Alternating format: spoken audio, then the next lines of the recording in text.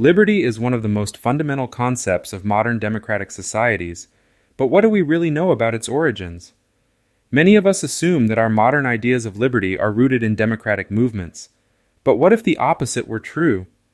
What if our contemporary understanding of liberty is actually antithetical to the very idea of liberty itself?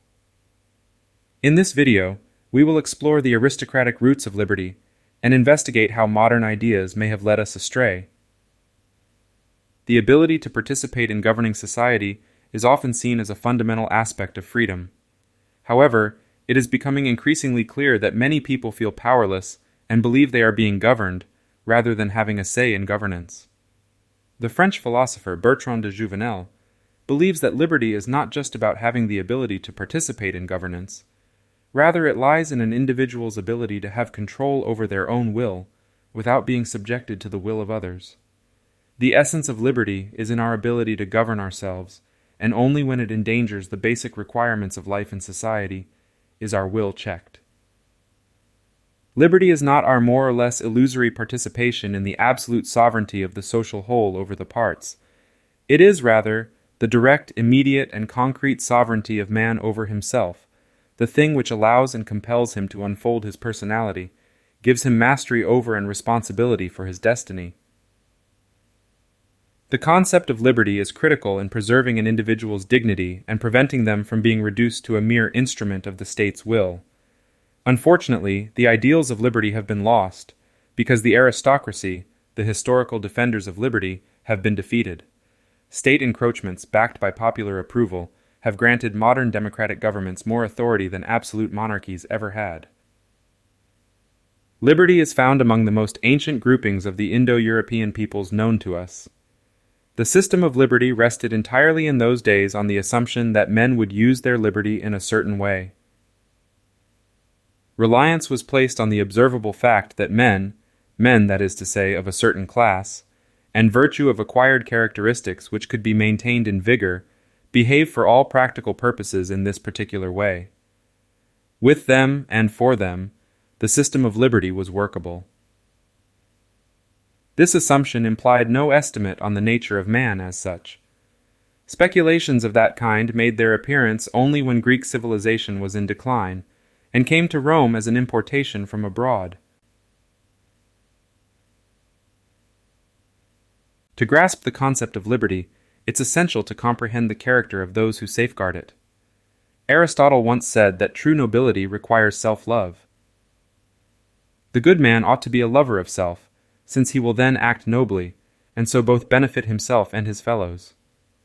But the bad man ought not to be a lover of self, since he will follow his base passions, and so injure both himself and his neighbors. Nietzsche echoes this sentiment, contending that the noble spirit's fundamental nature is egoism. He says in Beyond Good and Evil that the noble soul venerates itself. I submit that egoism belongs to the essence of a noble soul. I mean the unalterable belief that to a being such as we, other beings must naturally be in subjection and have to sacrifice themselves. The noble soul accepts the fact of his egoism without question, and also without consciousness of harshness, constraint, or arbitrariness therein, but rather as something that may have its basis in the primary law of things. If he sought a designation for it, he would say, "It is justice itself."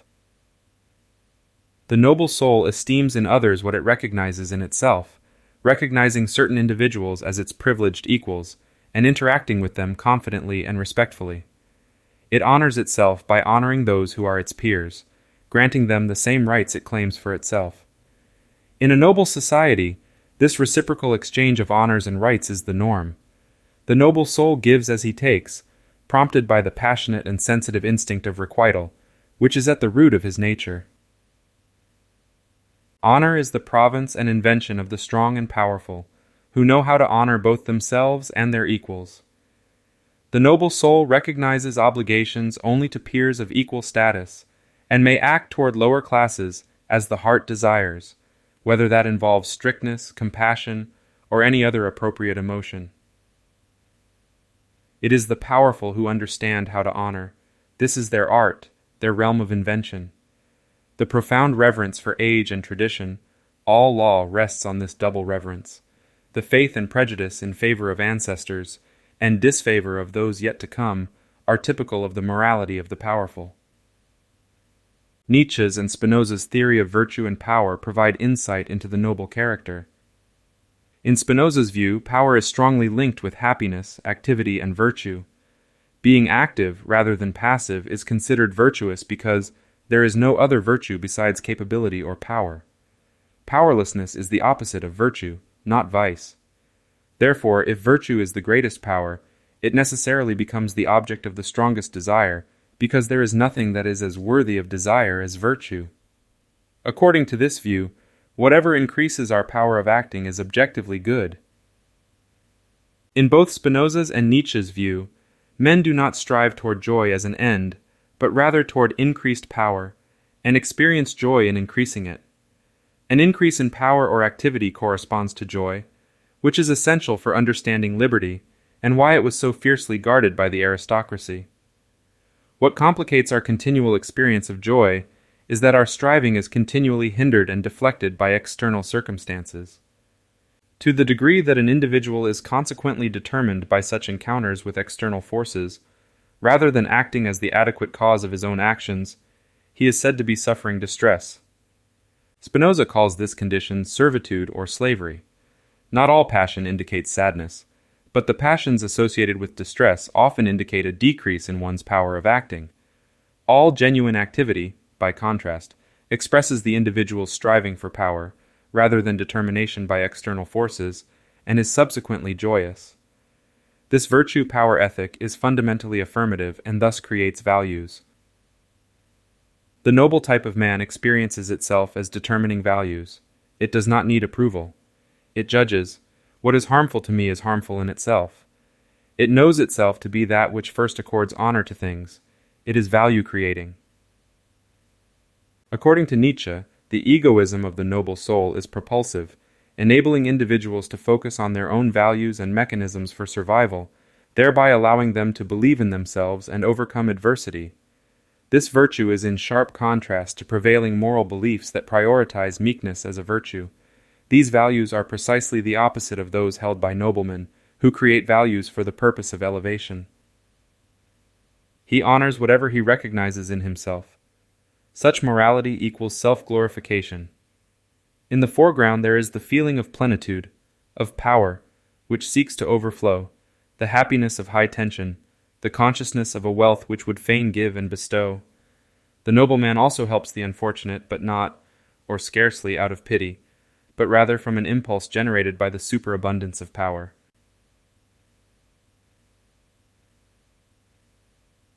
In aristocratic societies, education plays a crucial role in maintaining cultural traditions.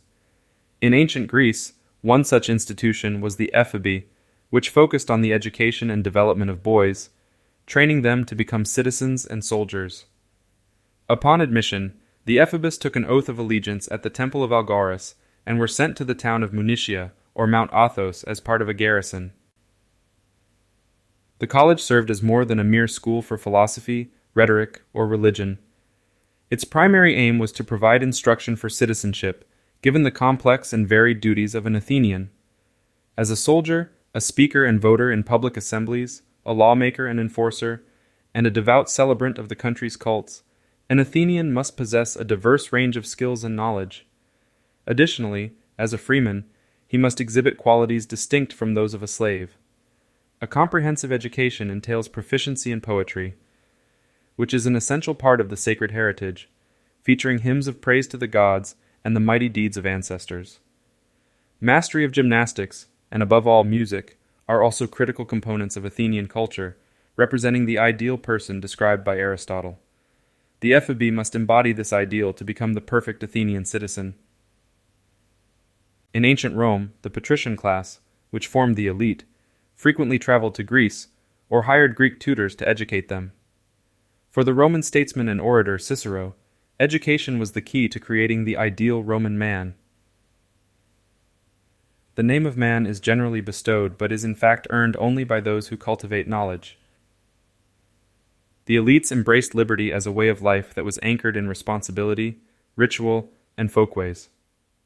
Education played a vital role in reinforcing these values, not just as a habit, but also as a duty for all males. Moreover, education imparted the skills of warfare and instilled the warrior virtues of fortitude, valor, and vital energy. Aristocracies have always upheld a rough equality and instilled virtues such as readiness to sacrifice, fortitude, indifference to material goods, and loyalty to family and society through their meticulously crafted education system. This education was a manifestation of love and aimed to train young men in the ways of liberty, cultivating self-disciplined, virile personalities. As young men revered the customs of their forefathers with humility, they grew into proud aristocrats, entrusted with the responsibility to use their liberty in a certain way. The cult of ancestors provided each social group with a unifying force that would otherwise have been absent due to the lack of political organization. This cultural tradition allowed the aristocratic class to preserve their identity and maintain a cohesive social structure in the absence of political organization. Liberty, to the educated aristocrat, was not merely a concept, but a way of life, a freedom to act according to one's own discernment within the customs and principles of their society. The Roman patrician of the royal period, and well into the Republican era, was free to do virtually anything. All might be done, the sale of a son, or the substitution for him in the inheritance of a stranger in blood, but the necessary ritual had to be observed. At the height of Republican Rome, this ritual was strict in the extreme, and brought it home to men that their decisions and acts were grave and solemn things. It gave to their steps a measured and majestic gait. The fact that classical liberty did not destroy society is a testament to the efficacy of education, rituals, and folkways. During the period of liberty, there was also great emphasis on formality and adherence to established rules. However, as liberty declined, as was the case in Rome during the reign of the Caesars, formality lost its strictness. The ancient laws and their formulas were replaced by the new regime. De Jouvenel argues that it was not a coincidence that the formulas of the ancient law were disregarded as the state proclaimed itself the supreme authority in public law. Sworn enemy of the arbitrary, form is the twin sister of liberty. In effect, form is the bridle which checks the excesses of those whom liberty hurries into license. It steers liberty, it controls and protects it. Fixed forms are the school of discipline and order, and therefore of liberty. They are a bulwark against attack from without. They may break, but never bend. The people that places a real value on liberty knows instinctively the value of form. It realizes that it is no external yoke, but the palladium of its liberty. Classical liberty was defined by a combination of form and substance that emphasized masculine virtues. Women had some access to liberty, but were dependent on their husbands and fathers. The values taught to achieve liberty were associated with masculinity, and the warrior's proud and independent spirit was central to the concept. It was only through such masculine virtues that liberty was achievable. The whole stance involved an implicit apotheosis of aristocratic men. The cultivation of classical liberty demanded the formation of robust and virile personalities. The men it produced were self-assured and authoritative, capable of governing and cooperating with their peers. Their loyalty was to the principles of liberty itself, rather than any particular ruler or government. Even as they pursued their own individualistic goals, they contributed to the unity and cohesion of their society as a whole. Ancient law was based on the principle of the subjective will. According to this principle, the individual is himself the foundation and source of the law he owns. He is his own legislator. The idea which lies at the root of ancient private law is that of autonomy.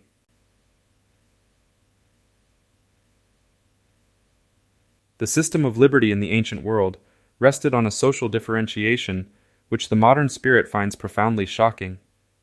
It relied on a class-based hierarchy where a small number of free citizens in Athens, ranging from 15 to 20,000, were vastly outnumbered by around 400,000 slaves. It was not much different in Rome. The philosophers even considered slavery as a necessary condition for freedom, because a certain portion of humanity had to serve as mere tools. The usefulness of slaves diverges little from that of animals. Bodily service for the necessities of life is forthcoming from both. Modern thought posits that the value of all members of society is equal, but ancient law based the value of a man on his social station and deeds, creating a gulf between the city of antiquity and the state of today. Ancient thought from modern. The word freeman does not sound to our ear as it did to those of the men of old. The emphasis is, for us, entirely on the man.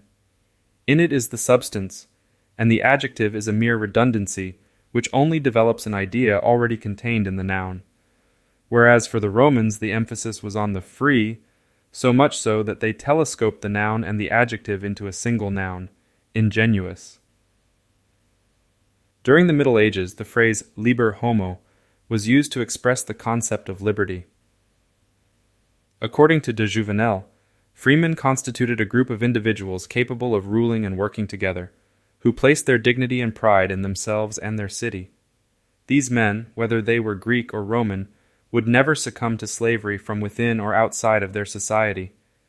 They were able to resist the state's efforts to expand its control with great fortitude. This is why Tocqueville criticized the French Revolution for abolishing the aristocracy, which was the oldest and most tenacious element of society. The aristocracy provided a disciplined and meticulous defense of society that has not been replaced since its elimination. The concept of freemen in the classical world was not based on socio-economic conditions, but rather on their shared liberty. This liberty, however, did not undermine social hierarchies and material inequalities that existed in society.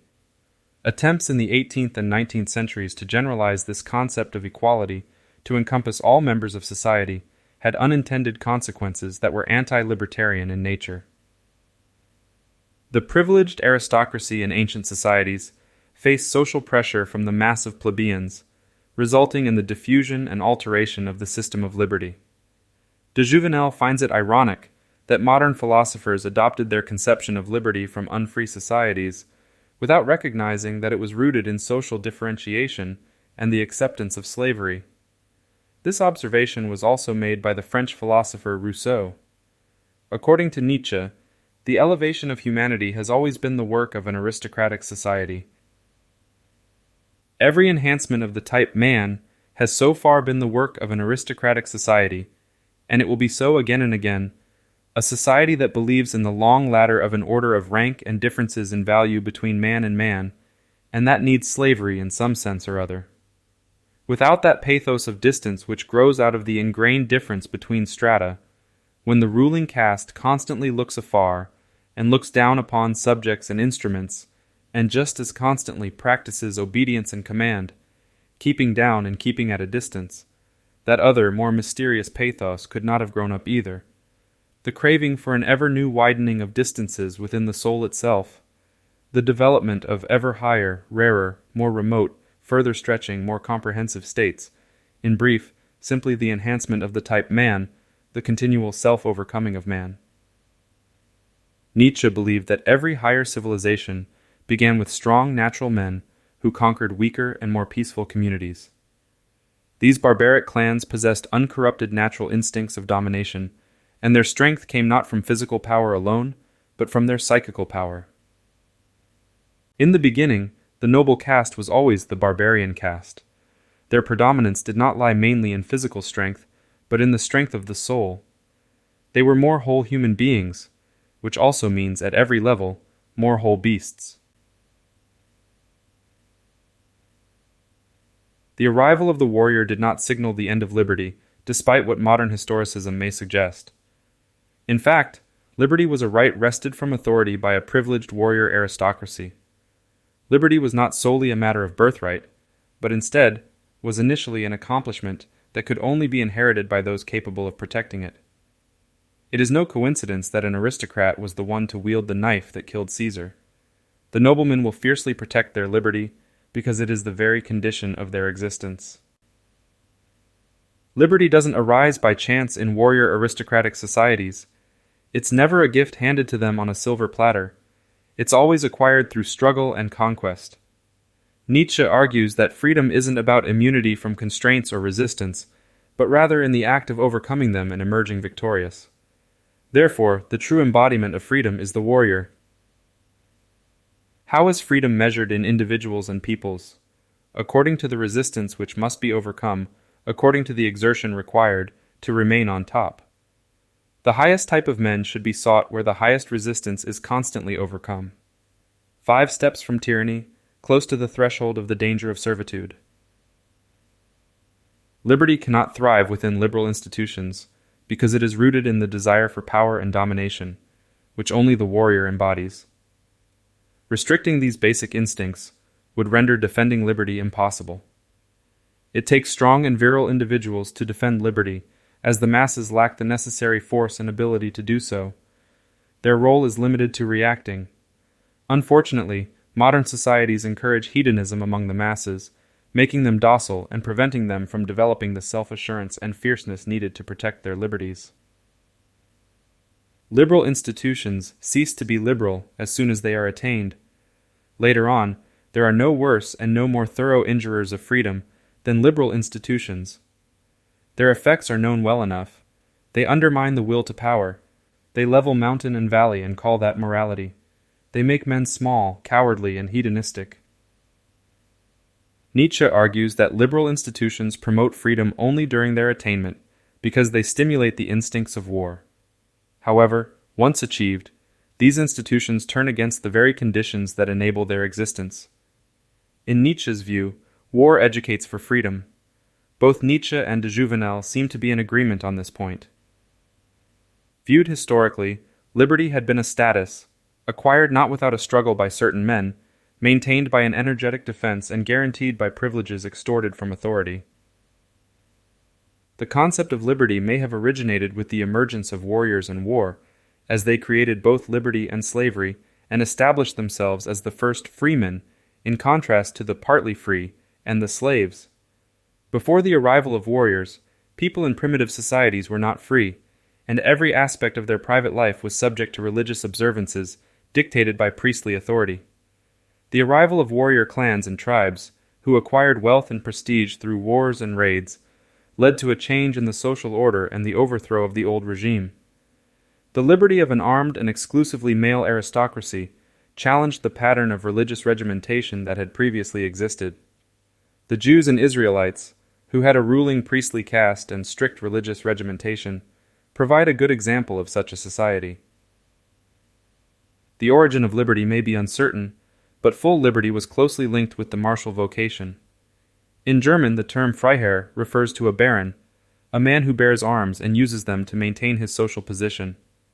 Nobles have always zealously guarded their exclusive privilege to bear arms. It was both the symbol and the means of their status. In the ancient and medieval worlds, war was primarily the concern of the aristocracy. It was their profession and way of life.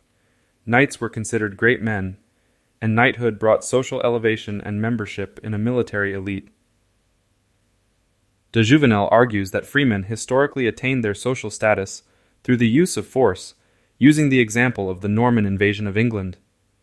They were primarily concerned with the practicalities of maintaining their power, rather than moral principles.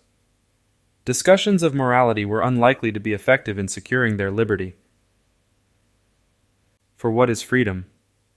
That one has the will to assume responsibility for oneself. That one maintains the distance which separates us. That one becomes more indifferent to difficulties, hardships, privation, even to life itself. That one is prepared to sacrifice human beings for one's cause, not excluding oneself. Freedom means that the manly instincts which delight in war and victory dominate over other instincts, for example over those of pleasure. The free man is a warrior. For hundreds of years, Western civilization has been seeking liberty. What has been found instead is the largest and most oppressive state authority that had ever been experienced by civilization. If you ask where our liberty is today, those in power will no doubt tell you it is in the ballot in your hand. Your liberty is in the vast state machine that keeps you in subjection. You, the 10 or 20 or 30 millionth of the sovereign, last in the vast crowd of our fellows. You, who can on occasion take part in setting the machine in motion. The demise of liberty is the fault of the elite just as much as the masses. For liberty to thrive, it must be embraced and defended by individuals whose customs and traditions align with it. If civil liberty encompasses groups of people who prioritize participation in state authority over liberty and who depend on the state rather than institutions of liberty, the system of liberty becomes unsustainable. A libertarian regime, one, that is to say, in which subjective rights are inviolable, cannot be maintained if the majority of those members of society who take a part in politics are not concerned to keep them intact. De Jouvenel argues that the notion that the legislative authority has the power to prescribe or forbid anything is flawed, and this idea has been introduced by the belief that the state is responsible for solving all social problems. The state has been elevated to the status of a savior that can instantly redress social imbalances. According to de Jouvenel, whenever we engage in politics, we step onto a historical battlefield where the aristocracy and state authority have been contending for centuries. The aristocracy having fortified the defensive position of liberty, while the state has created the offensive weapons of absolute authority. Whether a society has placed its faith in state authority or in the aristocracy, it will have developed strong mental habits and deeply ingrained sentiments that will determine whether the absolutist work of state authority or the libertarian work of the aristocracy will prevail. The collaboration between state authority and the masses to overthrow their oppressors is what de Jouvenel calls Caesarism. There are three factors essential to Caesarism. Firstly, those who have traditionally championed liberty should lose their moral authority and be unable to pass on a sense of personal pride to the inheritors of that liberty, which would be threatening to the state's power. A class which has for centuries marched in the front rank requires, during its long and uncontested primacy, dignity, pride of heart, natural confidence in its strength, and a habit of being looked up to, which makes it the most stubborn element in the body of society. The second factor important to Caesarism is the emergence of a new class of capitalists, lacking moral authority but possessing significant wealth, leading to resentment from the lower classes. The third element is the formation of a large dependent class, resulting from the union of political authority and social weakness, which is exemplified by the rise of the welfare state. Thereafter, the social pressures were directed against just those individual rights, which should have been dear to each single member of the body politic, but had in fact come to be regarded by most of them as a mere blind, as the jealously guarded abuse of a small minority. From that time, the majority labored for the destruction of those rights, and liberty foundered with them. The passion for absolutism is, inevitably, in conspiracy with the passion for equality. Nietzsche believed that society can be likened to a pyramid, which relies on a broad base to stand. He argued that the first requirement for this base is a well-established and stable mediocrity.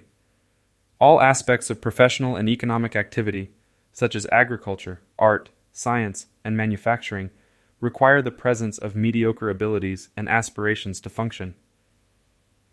Bourgeoisie intellectuals have sown the seeds of discontent and exacerbated existing resentments among the lower classes, ultimately undermining the potential for happiness in work, relationships, and family commitments. To be a public utility, a wheel, a function, for that one must be destined by nature. It is not society. It is the only kind of happiness of which the great majority are capable that makes intelligent machines of them. For the mediocre, to be mediocre is their happiness, mastery of one thing, specialization, a natural instinct. Nietzsche had undisguisable contempt for the people he thinks have filled the workers' minds with illusions of utopianism. These intellectuals are the heirs of the priests who came before them, which is why Nietzsche calls them the Chandala apostles.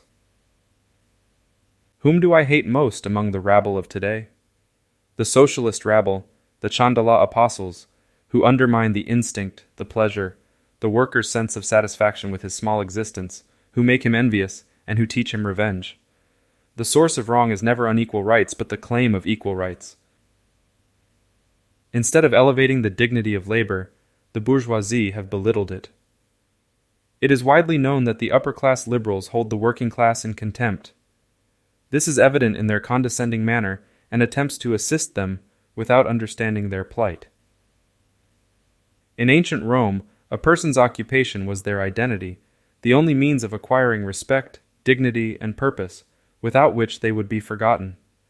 By implanting the false notion of equality among the masses, the bourgeoisie have deprived them of any hope for meaning and purpose. The inequality of rights is the first condition for the existence of any rights at all.